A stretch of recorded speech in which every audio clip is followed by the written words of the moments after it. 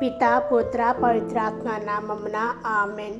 జ్ఞానవాణి ప్రేక్షకులకు శుభోదయము. Saint Francis of Assisi తన జీవితాన్ని దేవుని సేవకు అంకితం చేసి పరస్పర ప్రేమను మరియు సత్యమైన నామాన్ని ధరించడం మొదలుపెట్టారు.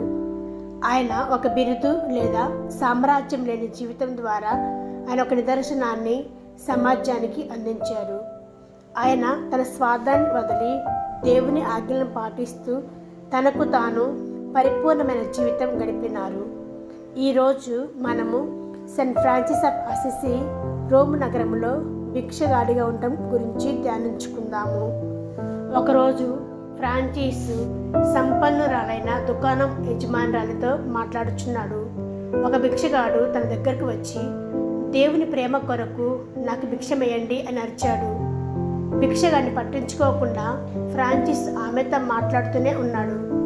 భిక్షగాడికి ఆశ్చర్యం వేసింది. ఎందుకన్నా అనేకసార్లు అడగగానే ఫ్రాన్సిస్ తనకు సహాయం చేసి ఉన్నాడు. ఆ భిక్షగాడు చదువుకుంటూ అక్కడి నుండి కోపంగా వెళ్ళిపోయాడు. ఆమెతో మాట్లాడుతున్నప్పటికీ ఏదో పరద్వారంలో ఉండి తీవ్రమైన పశ్చాత్తాపానికి గురయ్యాడు. ఏమైనదని ఆమె ఫ్రాన్సిస్ను అడిగినది. అవును, ఏదో తప్పు జరిగిపోయింది, నన్ను క్షమించండి మేడం అని అన్నాడు. దేవుని ప్రేమ కొరకు అని భిక్షగాడు అన్న మాటలు తన చెవులలో మారుమ్రోగుతున్నాయి. అతను ఒక జమీందారు పేరిట భిక్షం అడిగినట్లయితే ఆ స్త్రీతో ఒక నిమిషం ఉండమని చెప్పి అతనికి ఎక్కువ సొమ్మునిచ్చేవాడిని. కానీ నేను దేవుని ప్రేమ కొరకు అన్న మాటలను పెడచెవిన పెట్టాను అని ఫ్రాన్సిస్ అనుకున్నాడు. తను చేసిన తప్పును తెలుసుకున్నాడు. అది అతనికి వెంటనే లోతుగా తట్టినది. ఆలోచనలో పడిపోయాడు. ఇక ఏమాత్రము అక్కడ నిలవక అచ్చటి నుండి సనుగుకుంటూ వెళ్ళిన భిక్షగాడి వైపు పరుగులు తీశాడు. ఒక మనిషి భిక్షగాని వెంట పరిగెత్తి భిక్షమేయుట ఇంతకు ముందెన్నడూ జరిగి ఉండకపోవచ్చు. ఫ్రాన్సిస్ వణుకుతున్న చేతుల్లో బంగారు నాణ్యాలు పోస్తుండగా ఆ భిక్షగాడు నిశ్చేష్టుడయ్యాడు. ఆ సమయంలో ఫ్రాన్సిస్ ఎంతో స్వేచ్ఛానుభూతిని పొంది ఉన్నాడు. దేవునికి మానవులకి ఇంకొంచెం దగ్గరైనట్టుగా అనుభూతిని పొందాడు.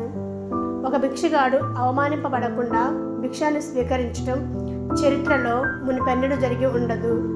క్రైస్తవుని ఆనంద రహస్యము పుచ్చుకొనుట కంటే ఇచ్చుటలోనని ఫ్రాన్సిస్ కనుగొన్నాడు.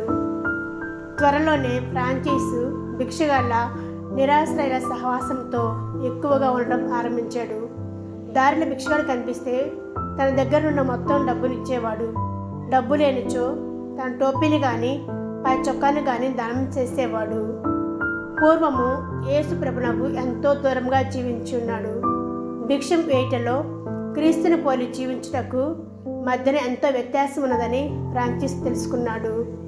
క్రీస్తుని పోలి ఉండట అనగా పేదవానిగా అనుభవగల భిక్షవానిగా జీవించమని గుర్తించాడు.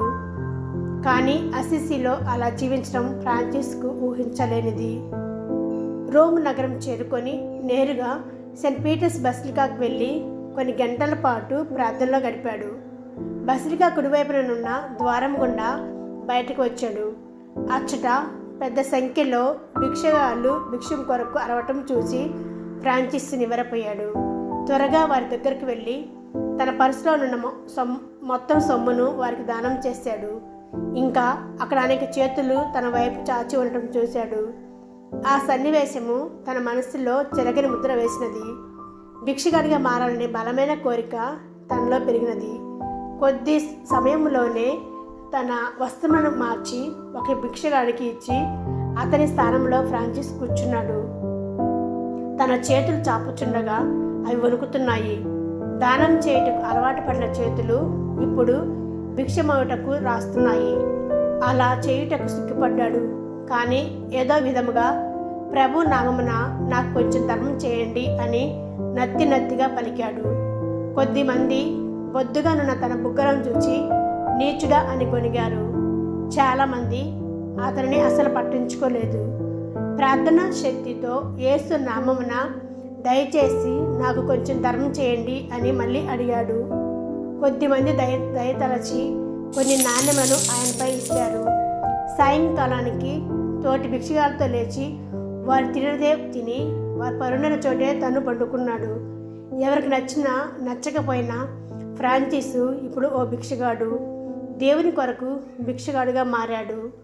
రోజులు గడిచే కొద్దీ నిజముగానే నిరుపేద అయి వినమ్రుడను, సిలువ వేయబడిన క్రీస్తు సాన్నిధ్యాన్ని అనుభవించాడు.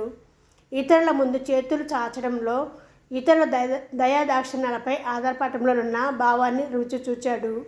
ఈ విధముగా క్రీస్తు తనను తాను రిక్తునిగా చేసుకుంటలోనూ లోతైన భావాన్ని ఫ్రాన్సిస్ పూర్తిగా అర్థం చేసుకోగలిగాడు.